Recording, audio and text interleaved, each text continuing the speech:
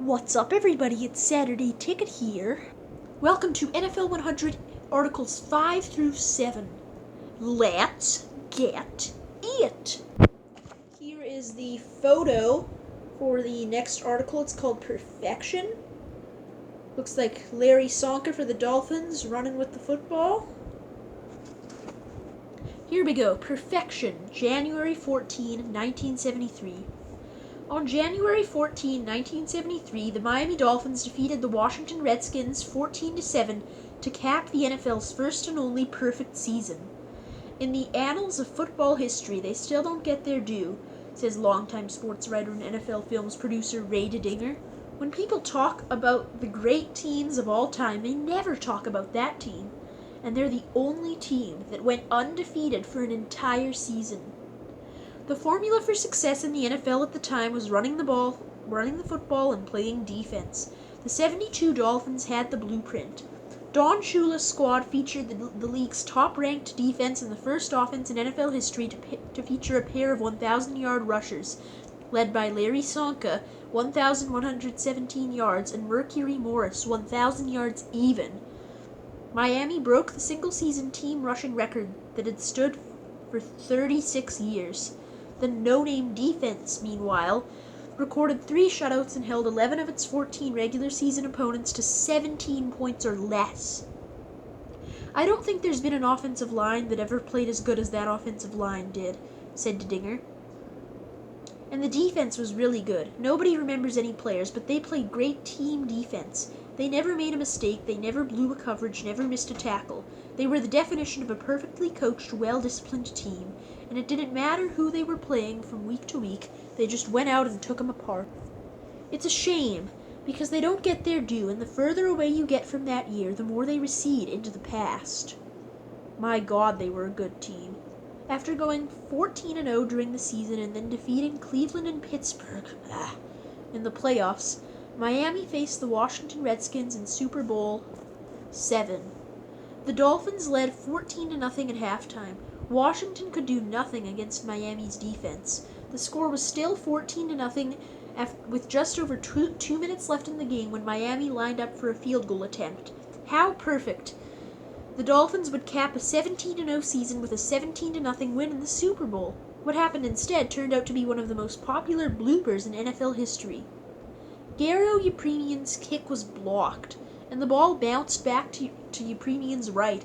The 5'7" Yepremian should have fallen on the ball, but instead he picked it up, scrambled backwards, and tried to pass it. The ball went straight up in the air, and it came down into the hands of Redskins cornerback Mike Bass, who ran it back 49 yards for a touchdown. The Redskins had one last possession in the game, but never really threatened. The perfect season was complete, even if Yepremian's blooper took a little of the bloom off it. Honestly, when people do a Super Bowl compilation reel now, the only play they show from that game is Garo's field goal, says DeDinger. You don't think that bugs those guys to this day? You bet it does. Next article, the Ice Bowl. Here's a picture. Looks like a lot of fans really cold at the game, bundled up and everything. In the 1967 NFL Championship game, the Green Bay Packers defeated the Dallas Cowboys 21-17, but the real story was the 13 below weather at Green Bay's Lambeau Field. That's Fahrenheit. The wind chill made it feel like minus 38. To make matters worse, the stadium's underground heating system had malfunctioned. At kickoff time, the field was a sheet of ice. Thus, Lambeau Field's timeless nickname, the Frozen Tundra. If they knew on Saturday that the weather would have been that cold, I don't think NFL Commissioner Pete Rozelle would have let the game be played, said Gil Brandt, the Cowboys' VP of player personnel from 1960 to 1989. Not to take away from 2 outstanding defenses, but neither offense could get much going on the icy turf. Early in the fourth quarter, Dallas grabbed a 17-14 lead when running back Dan Reeves threw a halfback option pass and hit Lance Redsel for a 50-yard touchdown. On Green Bay's last chance drive, quarterback Bart Starr drove the Packers to the 1-yard line. On 3rd and goal from the 1, with 16 seconds left and no timeouts, Starr called his own number and followed a block from fellow Hall of Famer Jerry Kramer into the end zone for the winning score. The defending NFL champs advanced to Super Bowl II, where they defeated the Oakland Raiders 33-14. Starr was Super Bowl MVP for the second straight year. Super Bowl II marked Green Bay's fifth league championship in 7 years and the final title for Lombardi's Packers. None of those 5 title games was decided by less than 9 points, so the Ice Bowl was the only real classic contest during this dynasty. Combined with the conditions, it is why this game has come to define the Packers of the 60s. The Dallas Cowboys were clearly a team on the rise and destined to be one of the NFL's best teams of the 1970s, and the Packers were able to hold them off on this frigid day.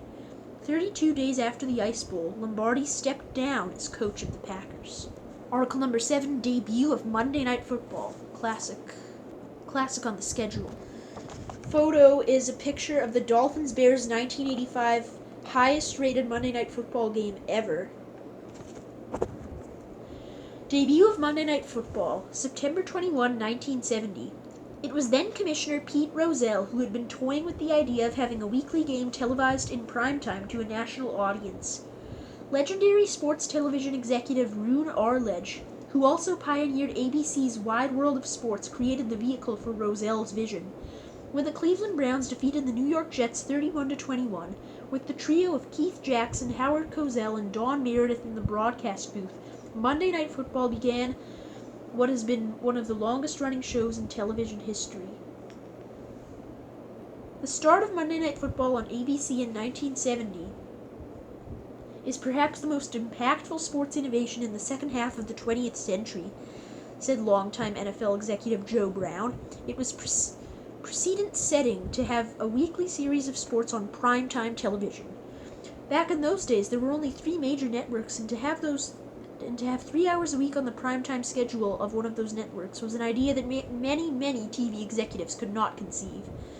One of the major selling points of the Monday night package was that all the games would be televised in full color. It's easy to take that for granted today, but it was significant at the time. It was also significant that the NFL now had 3 networks, ABC, CBS, and NBC, promoting NFL games each week on the network's other non-sports TV programming. This helped drive a wider audience, including female viewers, to the NFL for the first time. In a time when there was no ESPN or cable TV of any kind, halftime of the Monday night football game was often the first time many fans saw highlights of the games that had been played on Sunday. During the 70s, I didn't always stay up for Danny Dawn singing Turn Out the Lights, but I never missed Howard Cosell narrating the halftime highlights, recalled longtime NFL writer Jarrett Bell. Must-see TV, and it reflected the NFL as cultural institution.